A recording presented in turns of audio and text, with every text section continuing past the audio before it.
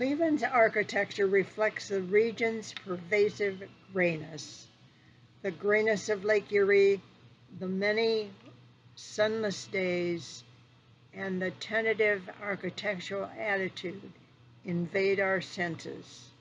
We're saved by the rich mixture of style, by Walker Weeks' Severance Hall, textures of Schweinfurth buildings, relieved by the stark whiteness of the Sea House, or the wonderful windows sharing the landscape outside of the Cleveland Institute of Music's Nixon Auditorium.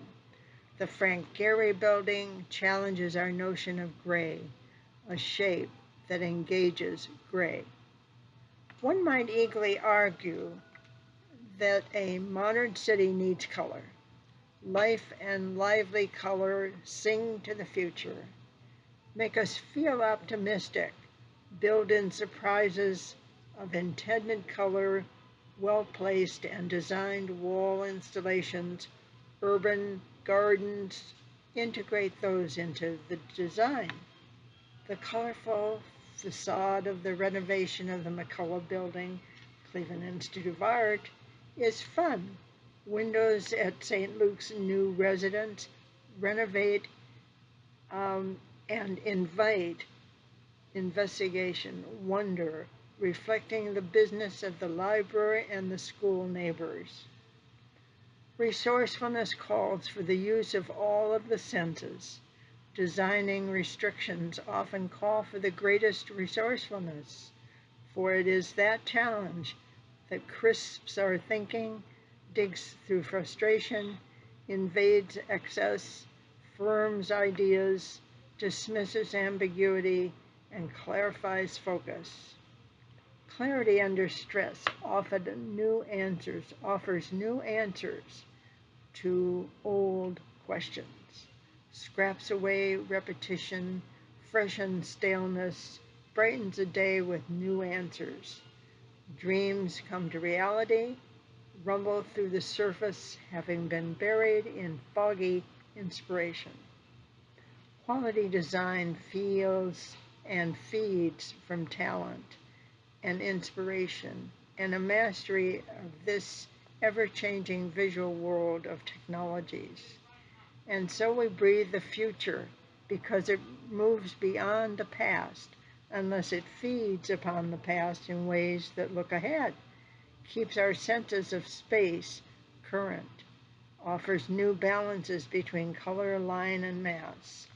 In the garden of our mind, surprises collect, dogwoods all year, the shape of perfect roses, the smell of dianthus, the curve of a weeping cherry, stored over and over to show the way, always the future. Cleveland is still a gray city. With inspired planning, it becomes an urban environment that has a sense of self. The lake needs a nude presence. There's wonder in reconstructing its vital past as we examine the remnants, such as the Edmund Fitzgerald and the archives. But more importantly, we can turn these mysteries and histories into a backdrop for an inspired future through the humanity of design. Gray Lake Erie. Gray, warming the neck of the city, covers like a grandmother's cowl, shale, roof of clouds always hovering, gray. This has always been so. When glaciers melted into lakes and stopped at the lip, history stirring gray upon gray into churning tides, this deep cauldron, roiling, turning and rolling, angrier than giants, bawdier than sailors, high on waves.